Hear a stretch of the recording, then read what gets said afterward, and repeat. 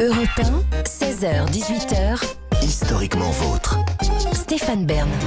Vous écoutez Historiquement Vôtre, une émission où la rigueur et la crédibilité sont au top. Mais toutes les règles ont leurs exceptions. La preuve avec la séquence que vous allez entendre maintenant, où l'on va soi-disant tester nos connaissances historiques en m'opposant à Clémentine. Bref, c'est du Jean-Luc Lemoyne, c'est le moment du quiz, c'est Bern to be alive. S'il vous plaît, Stéphane, arrêtez de dénigrer ce quiz. Simplement parce que vous essayez d'anticiper votre défaite. Non, ça n'a rien d'historique. Je suis sûr que si vous gagnez un jour, je ne sais pas si vous serez encore là, mais Ouais. en tout cas, si vous gagnez un jour, je suis sûr que vous trouverez que c'est très historique comme quiz. Non, pas du tout. Allez, on va commencer avec vous, Stéphane. Première question. Stéphane, est-ce que vous aimez le 19e ? J'aime beaucoup le 19e. Je parle pas du... L'arrondissement. Non, pas de l'arrondissement. le siècle. Je suis sûr que vous traînez au but de Chaumont, mais là je parle du 19e siècle. C'est en 1882, à Vienne, qu'est inventée une figure emblématique du patinage artistique. Oh là mon Dieu, c'est de l'histoire, oui. Bah oui, évidemment. La création d'une figure artistique. L'Axel. Vous connaissez l'Axel ? Oui. Faut regarder les compétitions Oui, à la oui. télé. Cela correspond à un saut d'1 tour et demi. Le plus cocasse, c'est que l'Axel a été inventé par un type dont le prénom était Axel. Vrai ou faux ? Vous avez vu, Oh là là. vous avez vu la schmadate, hein ? On est sur un vrai ou faux ? Ouais, ouais. Oh là là là là. À chaque fois, c'est malin en plus. Hein. C'est quand même malin. Est-ce que le gars qui invente l'Axel s'appelait Axel ? Est-ce que c'était à Vienne en 1882 ? Donc que ça soit à Vienne, c'est tout à fait possible. Maintenant, est-ce qu'il s'appelait Axel ? Axel, c'est pas tellement un prénom viennois. C'est un prénom quoi selon Vous vous, avez beaucoup Axel, fréquenté la bourgeoisie Bah, viennoise. c'est- Oui, je connais bien Vienne, mais il s'appelle... C'est en 1882, hein. Attention. Et il avait son double. Willem. Son double Axel. Et je vois qu'il est content. Je vois qu'il est content de ça. Sa plaisanterie. Et il avait même un triple. Parce que Oui. maintenant on fait des triples Axel. Oui, c'est des triplés Axel. C'est ça. Alors, est-ce que ça vient de quelqu'un qui s'appelait Axel, la figure ? Non, j'y crois pas. Vous y croyez pas ? J'y crois pas. Je sais que vous avez un flair infaillible. Non, on va, non, on non, va non, vérifier tout j'aime de suite. planter, c'est ça. Voilà. Vous avez Oh non. perdu. Oh, non. Mais quelle constance. Mais même... Quelle constance dans la loose. C'est magnifique. Ah, on vous sert la réponse sur un plateau quand même. Pourquoi est-ce que l'inventeur de l'Axel aurait-il baptisé cette figure Non, mais extraordinaire ça, vous qu'il n'allez avait pas me donner inventée des leçons. Non, mais moindrement Ok, il s'appelait Axel. Axel Vous dites comment que c'est toujours difficile. Oui. Et là, je vous dis un vrai ou faux. Vrai, juste. Hein, pas deux propositions. Il s'appelait Axel Paulsen, un patineur norvégien. oui. Et il a fait un Axel pour la Ah, première bah oui, fois. c'est norvégien, il n'est pas un nom allemand, ni autrichien. Mais quelle mauvaise foi. Il fait un Axel pour la première fois en 1882, chaussé pourtant de patins de vitesse. Donc c'est un vrai exploit. Vous imaginez ? Il aurait eu Raoul comme prénom. On aurait. Et maintenant, il vient de nous faire un double Raoul. L'histoire du patinage artistique en aurait été Double modifiée. Gudrun. C'est ça. Allez, question numéro 2. J'espère que Clémentine va être aussi brillante que vous. 1380. Oui. Bertrand du Guesclin a 60 ans. Il a déjà livré bataille en Bretagne, en Espagne, dans le Poitou, en Aquitaine. Là, il réussit à bouter les Anglais hors de plusieurs forteresses en Gévaudan. Pour humilier ses adversaires, il va forcer le capitaine anglais à donner les clés du château à son dog, son chien fidèle. Vrai ou faux ? Du Guesclin était quand même un homme assez facétieux. Est-ce que c'est pas en Bretagne lors d'un siège qu'il y a une histoire avec des cochons ? Enfin, c'était un homme de guérilla, de coups fourrés, il avait une espèce d'esprit chevaleresque qui aurait pu être aussi et très français comme un Surcouf. Hein.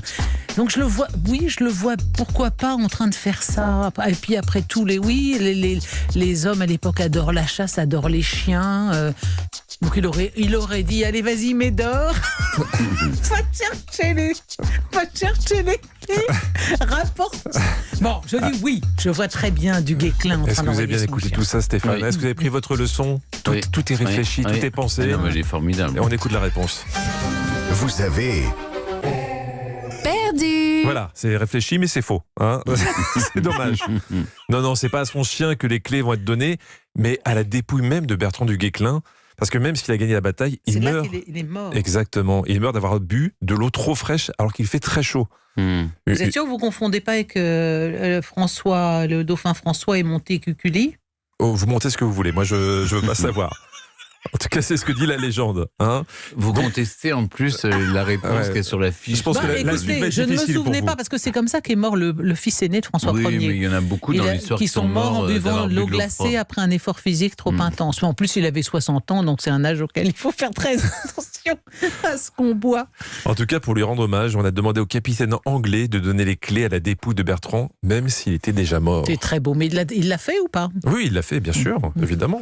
Bravo, Bien, Clémentine. bah écoutez, non, je me suis Bravo plantée. Clémentine. Non, mais parce qu'on parle toujours des fêtes. Ah, mais c'est pourtant beau l'image du chien, là. Vas-y, Médor, va Mais moi, chercher. j'avais envie de le voir. Oui. Malheureusement, c'était faux tout ça. Question numéro 3 pour Stéphane. Nous sommes maintenant au XVIe siècle. Oui. Daniel Ricciarelli est un peintre et sculpteur florentin. On le surnomme Il Braghettone. C'est lui qui dessinait le mieux les entrejambes des hommes. Il le faisait de sorte que ceux qui étaient dessinés étaient très contents de constater une bosse flatteuse à l'endroit stratégique. Vrai ou faux? J'ai lu cette histoire et Il Braghettone, ça me dit en effet quelque chose.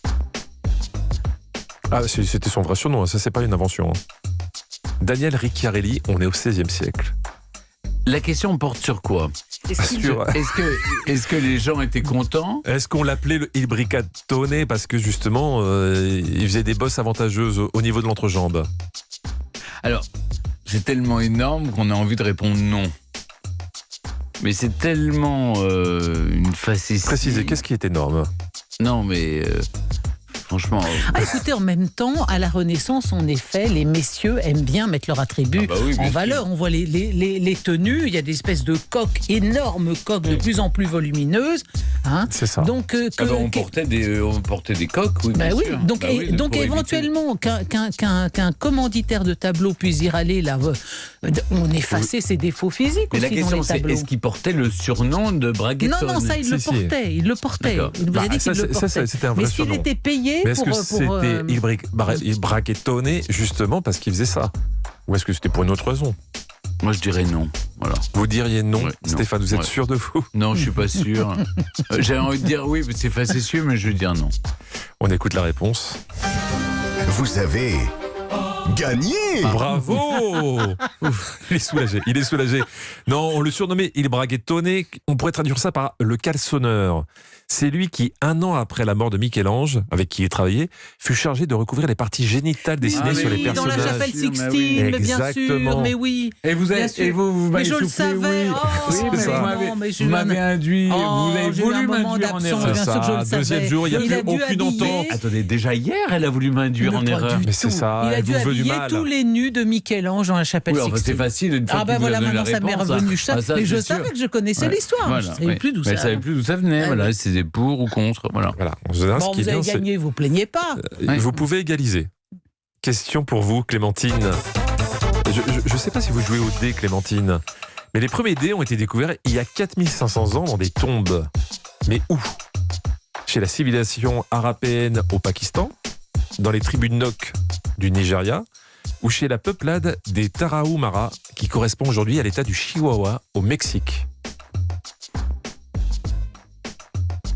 Alors, Allô, Clémentine, vous êtes là? J'hésite entre le Mexique et dans le il y a Nigeria au Pakistan. Pakistan. Ouais. Pakistan. La Nigeria. civilisation arapéenne au Pakistan, les tribus Nok du Nigeria ou la peuplade des Tarahumara. Allez, moi j'irai Amérique latine. Amérique latine, donc le Mexique. Mm. Le Mexique, vous êtes sûr de vous? Non. Non. On écoute la réponse. Vous avez... Et je suis désolée Bah pour ouais. vous. Perdu. Bah fallait m'aider, hein, si vous vouliez qu'on fasse la dernière question. Non mais, Non attendez. mais ça, voilà, j'ai gagné, il faut pas non plus. Ah ouais, avec un petit point sur Il Braghettone. Ah bah Eh bravo. ben alors, Ouais, oui, non, mais- je compte sur vous pour le raconter partout. Alors, c'était où là? Calmez-vous, les dés Clémentine. Elle est mauvaise. quelle aigreur. C'est la première fois que je la vois perdre, mais je comprends maintenant. Je comprends. J'ai jamais vu ça. Une telle. Quelqu'un qui a autant de mauvaise foi. Ouais, c'est ça. Mais on va dire une mauvaise foi clémentinienne maintenant. Mais c'est ça, Ah, exactement. non, Ça va c'était devenir un où vos adjectif. dés, la noix au Pakistan. Alors c'est au Pakistan plus Ah bah précis. voilà. Ben oui. Plus Ouais. précisément. Fallait penser, c'est près de la Chine, vous voyez, c'est de l'Orient, parce que c'est Mais là où pourquoi on jouait au dé. Ben voilà, on l'a jouait trouvé au dans dé la vallée de partout. l'Indus. On jouait au dé, comment a été jouée la tunique du Christ Hein, c'était pas, Mais là, c'était on pas en parle, Chine, c'est bien à ce que je avant. sache. On Bien jouait avant. au dé. C'était il y a c'était que bien 2000 avant. ans. Ah oui, là, on parle de Au lieu de 4500 vous ans. énerver, est-ce que vous voulez que je vous explique? J'étais mauvaise sur la date. Écoutez, Pourtant, vous aviez le choix. je vais vous dire, je préfère quand vous perdez, c'est plus paisible. Stéphane. Parce qu'avec Clémentine, on a des soucis. Non, c'était au Pakistan, plus précisément dans la vallée de l'Indus, Bah dans, oui, dans des tombes j'aurais dû y arapéennes. penser. À l'origine, les dés étaient faits en os de cheville de bœuf. Et c'était des dés cubiques, mais les faces opposées n'étaient pas forcément égales à 7. Ouais. Voilà, Merci. vous avez beaucoup. appris quelque Bon, chose. Écoutez, très bien. Moi, je joue plus.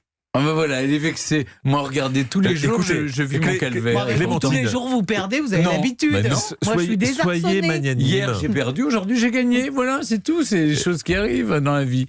Au revoir, Clémentine. Vous revenez demain, quand même. Oui, oui. Elle fait oui de la tête. Non, elle est fâchée. Elle est fâchée. Je la hein. vois, elle est chafouin là. Ouais, elle aime pas perdre. Hein. Oui, elle a la tête dans les épaules, elle est partie. Faites en sorte que ça arrive plus souvent. Oui, mais je vous fais confiance pour ça.